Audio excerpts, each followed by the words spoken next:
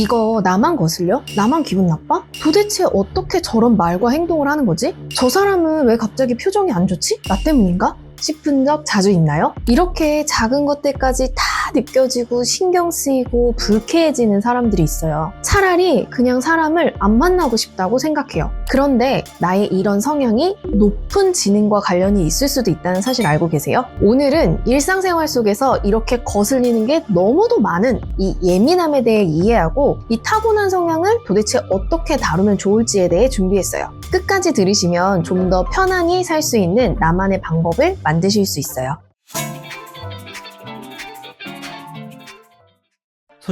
소장님도 예민함 때문에 일상에서 유독 힘들거나 손해본다고 느꼈던 경험 있나요? 네, 있어요. 저 같은 경우에는 다른 사람의 생각과 감정이 너무 잘 느껴지니까 막 마음이 불편해 죽겠어요. 혼자 착각이 아니라 나중에 확인해보면 내가 느끼고 생각한 게 맞는 경우가 많아서 나의 이런 쎄한 기분을 그냥 무시할 수도 없어요. 또 같은 농담이나 무례함을 당해도 난 너무 불쾌한데 다른 사람은 괜찮은 것 같으니까 저도 그냥 아무렇지 않은 척하고 넘기려고 노력하는데 사실 혼자 소갈이하고 이 기분 나쁜 일이 잘 떨쳐지지가 않기도 하고요. 지금은 예전보다 많이 나아졌지만 10대, 20대 때 이런 문제로 사람은 너무 좋은데 만나고 오면 기를 다 소진해서 회복하는데 시간이 너무 걸렸어요. 그래서 그냥 안 만나는 게 정답인가 고민할 때도 있었고요. 대인관계뿐만 아니라 이 어떤 소리나 빛에도 너무 민감해서 대형 쇼핑몰에 가면 너무 빨리 피곤해져요.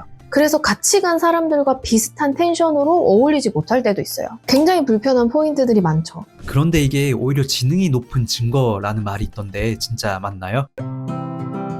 네, 결론부터 말씀드리자면 고지능일 가능성이 높아요. 말씀드린 것처럼 같은 자극이라도 크게 다가오고 굉장히 예민도가 높은 분들은 HSP, 극도로 예민한 사람들일 수 있거든요. 이전에 제가 HSP를 자세히 다룬 영상에서 말씀드리긴 했는데요. HSP라는 개념을 처음으로 정리한 일레인 아로는 그녀의 저서에서 모든 HSP는 그 기질 자체만으로 영재이다 라고 말했어요. 이렇게 얘기한 이유는 크게 세 가지 능력이 높아서인데요. 첫째는 깊게 느끼고 알아차리는 정보 처리 능력. 둘째는 작은 차이, 그 미세한 것을 발견하는 능력. 세 번째는 복잡한 걸 빠른 속도로 연결하는 능력이에요. 이거는 고성능 컴퓨터가 많은 양의 데이터를 처리하는 걸로 이해해 볼 수 있겠죠. 성능이 정말 뛰어난 거죠. 근데 한 번에 많은 정보를 처리하니까 금방 뜨거워지겠죠. 이 뜨거워지는 걸 인간으로 이해를 하면 피곤하고 쉽게 상처받고 예민해지는 거예요.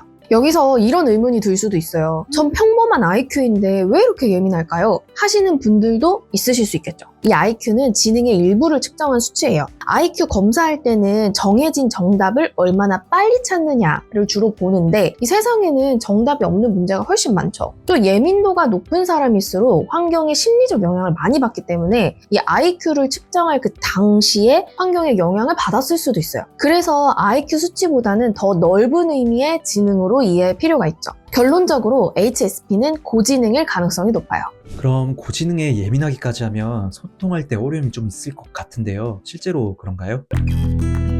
네, 실제로 어려움이 있어요. 한 가지 좀 분명히 하고 싶은 부분은 HSP의 그 고도의 민감성은 단순히 예민하다라는 단어로 다 담을 수 없어요. 굉장히 깊고 강한 자극을 처리할 줄 아는 그 풍부한 감수성, 깊은 그런 무언가. 아무튼 굉장히 긍정적 자원이 많은 건데요. 주변에 우리가 편하게 말할 때 딱 봐도 예민하고 까탈스럽다고 느끼는 분들 있죠. 보통 신경질적이거나 작은 요구를 많이 하는 사람을 예민하다고 생각해요. 이런 분들은 HSP가 아닐 가능성이 굉장히 높아요. 그런데 예민한 기질을 가졌다라고 한다면 보통 이런 사람들을 떠올리죠. 이 HSP는요, 그런 식으로 본인의 불편함을 드러내지 않아요. 그렇게 짜증 팍팍 내고 자기 입으로 예민하다고 말하는 사람은 타인의 불편감에는 둔감하고 자기 것만 중요하게 생각하기 때문에 그런 표현을 많이 하는 거거든요. 반대로 HSP는 자기 불편함뿐만 아니라 타인의 불편이나 고통에도 극도로 민감하고 그런 피해를 주고 싶어 하지 않기 때문에 관계에서 갈등이 생긴다면 엄청 참고 참다가 그 관계를 포기하거나 뭐 이때 포기라고 하면 조용히 멀어지거나 그냥 대충 맞춰주고 피하는 식으로 포기를 해요. 아니면 정말 힘들게 큰 마음 먹고 조심스럽게 상대방 입장도 많이 신경 써 가면서 자기 생각을 표현할 때가 많아요. 그러면 이제 이걸로 너 너무 예민해 예민해, 뭘 그런 걸 가지고? 라는 반응을 마주하면 굉장히 상처가 되는 거죠.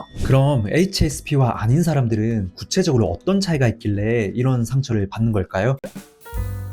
앞에서 HSP의 그 인지처리 특징 3가지를 말씀드렸죠. 첫째, 깊게 느끼고 알아차리는 능력. 둘째, 작은 차이와 미세한 변화를 포착하는 능력. 세 번째, 복잡한 맥락을 빠르게 연결하는 능력. 이게요, HSP가 아닌 분들에겐 이렇게까지 작동하지 않아요. 일반적으로는 적당히 느끼고 걸러낼 걸 걸러내고 굳이 깊어질 필요 없는 건 거기서 멈춰요. 이분들이 의식적으로 덜 느끼려고 노력해서 그러는 게 아니라 그냥 뇌의 정보 처리 방식 자체가 그렇게 자동적으로 작동을 해요. 반면에 HSP는 느끼려 하지 않아도 느껴지고 생각하지 않으려고 해도 막 연결이 돼요. 이런 차이들이 대인관계에서 어떤 상처나 서운함을 만드는지 몇 가지 예시를 들어볼게요. HSP 분들은 고민을 이야기하거나 감사 표현을 하거나 사랑이나 애정을 표현할 때 내가 표현한 깊이만큼의 반응을 자연스럽게 기대를 해요. 왜냐하면 본인이 그렇게 느끼고 그렇게 표현하니까 상대도 그래야 맞다고 생각을 할 때가 있는 거죠. 그래서 형식적인 그 위로나 가볍게 그냥 흘려보내는 반응이 돌아오면 이 사람은 날 가볍게 여기는 건가? 라는 생각을 하기도 해요. 사과를 해야 하거나 받아야 할 상황에서도 비슷해요. 진심으로 미안할 때 되게 깊이 구구절절 사과하는 편인데 상대방에게 마땅히 받아야 할 사과가 그렇게 돌아오지 않으면 굉장히 좀 무례하다는 생각이 들고 크게 상심하고 분노하기도 해요. 진짜 미안하다면 저럴 수 있을까? 하고 이해가 잘 안 가는 거죠. 또 HSP는 깊이 느끼고 사유하는 걸 좋아해서 의미 있는 대화, 이 마음이 진정 통하는 얘기, 진지한 소통을 원하고 그럴 때 느껴지는 느낌을 좋아해요. 반대로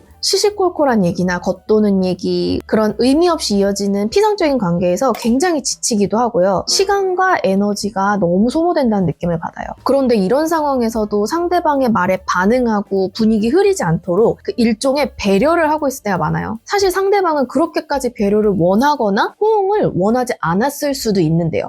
그런데 이렇게까지 나보다 상대방을 많이 신경 쓰는 이유는 상대의 기분, 미묘한 변화, 분위기를 너무 잘 읽기 때문이거든요. 그냥 그 모든 게 잘 읽힌다고 해야 할까요? 그래서 상대방의 얼굴에서 그 실망이나 아쉬움이 보이지 않도록 노력하고 내 지루함이나 피로가 드러나지 않도록 재미난 척, 밝은 척 할 때가 많아요. 나는 좀 더 생산적이거나 철학적이거나 의미 있는 얘기를 하고 싶은데 이런 소통이 되는 상대가 매우 적기 때문에 외롭고 쓸쓸함을 느끼는 동시에 이런 노력을 하면서 사회생활을 해야 한다고 생각해서 몸과 마음이 계속 지치는 거죠. 아주 일부분의 예시지만 이런 경험들 때문에 사람이 참 좋으면서도 버거운 대상이 되고 관계를 점점 피곤하게 느끼게 되는 분들이 많아요. 그럼 HSP는 어떤 방법으로 좀 더 편해질 수 있을까요?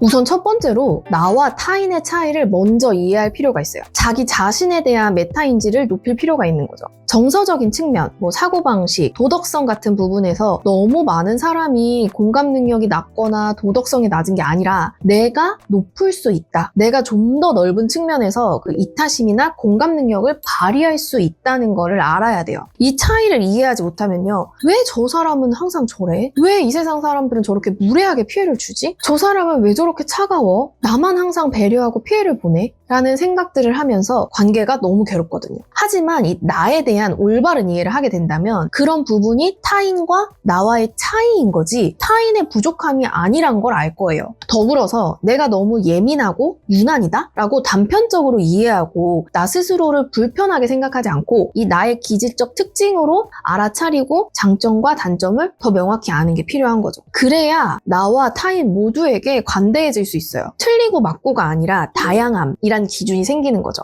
두 번째는 과도한 자기 초점화에서 벗어나기인데 HSP가 관계에서 가장 쉽게 빠지는 함정이 있어요. 바로 이 상대방의 불편함이나 불쾌? 어떤 그런 부정적 감정을 잘 느끼고 그것에 대한 원인을 나에게서 자동적으로 찾는 거예요. 내 말에 기분이 나빴나? 나 어떤 말 때문이지? 하는 식으로 원인을 나에게서 찾고 꼭 원인을 나에게 찾지 않아도 이 분위기를 좀 더 긍정적으로 변화시키지 않으면 내 역할을 하지 않은 것 같은 그런 불편감이 있어요. 하지만 많은 경우에 그 상황에는 그 사람의 사정과 그 사람만의 그 심리 상태가 있어요. 그날 컨디션이 안 좋았을 수도 있고 마음의 여유가 없었을 수도 있고요. 애초에 감정 표현 방식이 다른 사람일 수도 있어요. 그리고 설령 나 때문에 기분이 상했다고 하더라도요. 내가 마구 고민하고 해결책을 모색해 본다고 해도 해결하지 못할 수 있어요. 필요한 말이라면 상대방이 하겠죠. 몇 가지 나에게 비롯된 원인일 수 있는 걸 뭐 찾아볼 수는 있겠지만 생각 좀 해보고, 하지만 필요 이상 파고들어서 나를 괴롭힐 필요는 없죠. 이 자기 초점화에서 좀 벗어나라 라는 거는 무책임해지라는 게 아니라 필요 없는 책임까지 떠안을 필요가 없다는 걸 아는 거예요. 이럴 때는 의식적으로 내가 원인이 아닐 수도 있고 상대방이 뭔가 좀 그랬나 보다 하고 넘겨보는 시도도 필요해요. 그 순간에는 이 내 감정에 매몰돼서 잘 안 보이는데 시간이 좀 더 지나면 상황이 다르게 이해될 수도 있어요.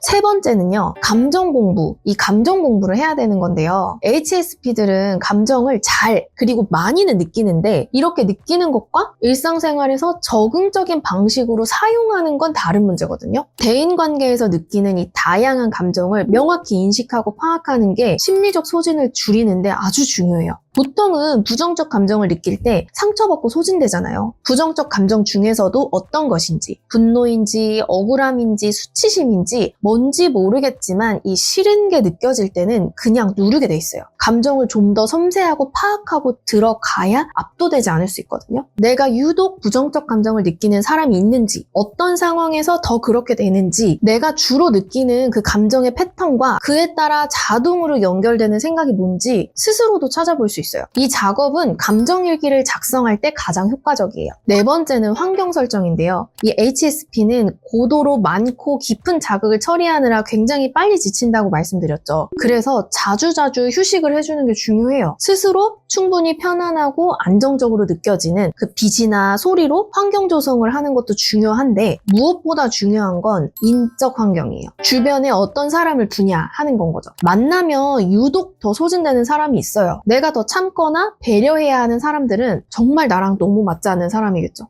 뭐 오랫동안 친구였고 관계를 잘 유지해야만 한다고 해서, 또는 직장에서 중요한 사람이라서 신경 썼던 사람들이 있다면 내가 그들에게 얼마나 소진되고 있는지, 이 서로의 다름이 나에게 얼마만큼 큰 스트레스가 되는지 체크해 볼 필요가 있어요. 그 뒤에 그들과의 관계 시간이나 깊이를 줄이는 식으로 조절이 필요해요. 단순하게 거리를 두고 손절하고 냉담하게 하라는 게 아니라 내가 마음을 나눠도 안전한 사람과 그렇지 않은 이 적당한 거리를 유지하면서 사회생활만 해야 하는 관계를 잘 분류해보세요. 이런 시도가 나도 보호하고 상대와의 관계도 보호하는 현실적인 방법이 될 수 있어요. 오늘은 극도의 민감함을 가진 고지능자들에 대한 얘기를 나눠봤어요. 이 고지능이라는 단어가 사람을 지능으로 끝나누고 배척하라는 의미에서 사용된 표현이 아니라는 걸 잘 아실 거라 믿어요. 지능이라는 개념으로 내가 느끼는 그 감정이나 스트레스를 이해해보고 다양하게 나를 알아갈 수 있는데 도움이 되길 바라는 마음으로 만들었습니다. 저 같은 경우에 제가 HSP일 수도 있다는 사실을 알았을 때 속이 시원하기도 했어요. 오랫동안 이 민감함, 부정적 감정들에 있다 보면요, 나에 대한 인식이 좋아지기가 어려워요. 그런데 이런 개념으로 저를 이해하고 다른 사람과의 차이점을 발견하면서 정말로 많은 부분에서 덜 소진되는 전략을 만들 수 있었고요. 가끔 컨디션이 좋지 않을 때는 별별 자극에 힘들 때도 있지만 그럭저럭 저도 타인도 잘 이해해 나가고 있어요. 그동안 영문도 잘 모르고 남들보다 더 많이 느끼고 깊게 처리하느라고 굉장히 많이 피곤하셨을 거예요. 남들처럼 묻어나지 못한 내 모습이 원망스럽기도 하고, 반대로 너무 무례하고 이해할 수 없는 사고방식을 가진 사람들 때문에 상처를 입기도 했을 거고요. 내가 가진 자원을 잘 이해하고 다룰 때 나와 타인에 대해서 편한 마음이 생길 수 있어요. 앞서 말씀드린 감정일기를 통한 감정 공부가 필요하신 분들은 위의 영상으로 자세하게 도움 받으실 수 있으니까 꼭 참고해 보시고요. 오늘의 내용이 유익하셨다면 구독, 좋아요, 알림 설정 잊지 마세요. 여러분의 관계와 감정의 자유를 응원하는 심리상담사 짠토커입니다.